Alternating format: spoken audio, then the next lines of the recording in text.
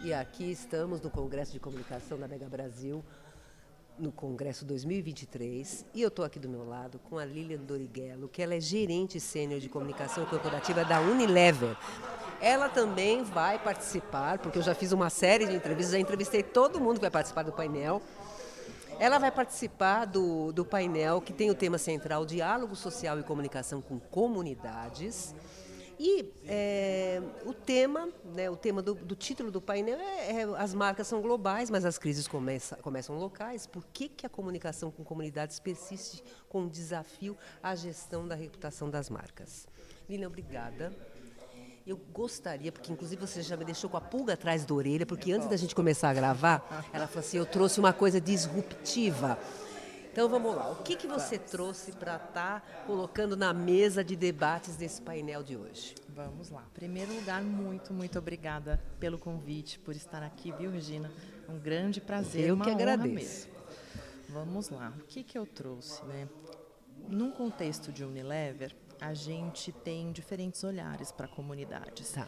Tem a comunidade tradicional, que a gente sempre lia, né, como o entorno das fábricas, o entorno das nossas operações, mas isso mudou radicalmente. Então eu faço algumas transições, algumas comparações de quando eu comecei na área, o que era uma crise naquela época. Que época é que estamos falando? Estamos falando dos anos 2000. Anos 2000. O que era uma crise naquela época e o que a gente olhava para a comunidade e o que é comunidade hoje.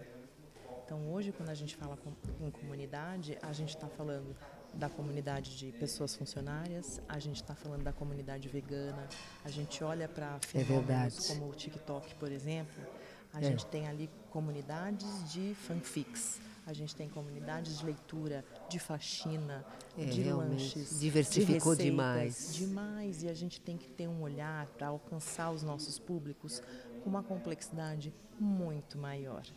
E isso traz o lado luz e o lado sombra para a gente que faz gestão da reputação, né?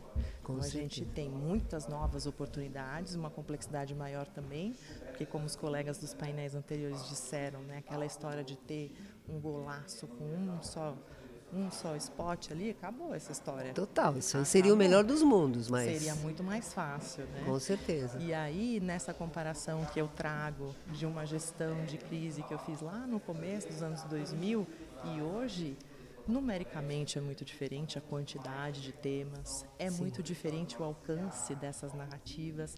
Lá em 2000, a gente já tinha essa questão do global e local pegando, porque a gente já vivia num mundo globalizado, já vivia há bastante tempo. E com o advento da internet, caíram os muros. Agora a gente está falando de um novo olhar para as comunidades. As comunidades não estão mais circunscritas a geografias, a territórios, e sim a afinidades, a comportamentos. Sim. Então, a rede de influência pesa muito nesse sentido e muda todo o contexto. E aí, com relação à velocidade que os temas locais chegam ao global, então eu trago um exemplo, por exemplo, de uma crise de tresemmé dos nossos shampoos, que não foram causados pela Unilever, um tema que não foi causado pela Unilever, foi um cliente de um fornecedor, de um varejista, olha só, que gerou um tabloide falando mal do cabelo afro. Gente do Quem pagou essa conta desta crise? Pois é. Um cliente de um cliente de um cliente, na África do Sul, fez um tabloide que sugeria ali uma discriminação ao cabelo afro. Isso virou matéria da Exame no Brasil. Olha em só. 2, 3 dias.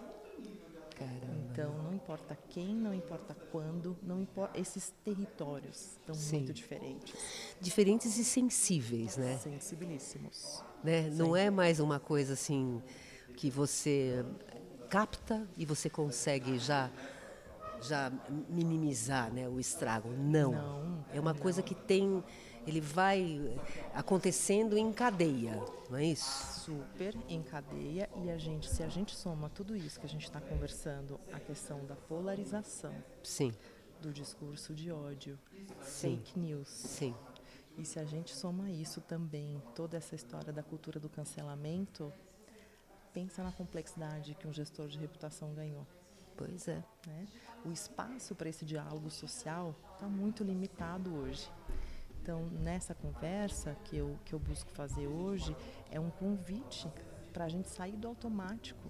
Muitas vezes a gente propõe respostas, né, aos nossos posicionamentos reativos em uma situação de crise, ou até soluções para determinadas comunidades, aqui do alto do nosso prédio espelhado, com ar-condicionado, da nossa realidade paulistana, às vezes, é né? verdade. Sem ouvir sequer o que o outro precisa. Então, a gente fala muito da cultura do cancelamento, todo esse cenário difícil que a gente vive, mas a gente faz parte disso também. Qual é o esforço que a gente está fazendo para que o diálogo volte a acontecer de uma maneira pacífica? Qual é o esforço num Brasil de tantas desigualdades que a gente vive? Qual é o esforço que a gente está fazendo para olhar a necessidade do outro, para ouvir a necessidade do outro, antes de sair sugerindo projetos e soluções? Mas sabe? é verdade, mas é engraçado, mas eu acho que eu acho que é uma evolução mesmo, porque o que acontece? Com a internet, rede social e, na realidade, uma participação massiva das pessoas que realmente aderiram às redes sociais, que elas começaram a achar, acho que uma sensação de poder, entendeu? Eu posso falar, eu posso me expressar, eu posso fazer o que eu acho que está certo, né? Eu posso aparecer, né? E isso aí colocou em jogo, né? Uma disrupção gigantesca, né? Total. Muito bom. É isso. Um Nossa. pouquinho da provocação aí que eu quero Não, trazer, provocação do bem. Vai ser muito ótimo, gente. Gente, ó, daqui a pouquinho vai acontecer esse painel aqui, viu? Esse painel que vai falar do diálogo social e comunicação com comunidades. Gente, a gente volta daqui a pouquinho com mais entrevista. Até mais. Muito obrigada, Obrigada, Regina. Muito bom, muito bom.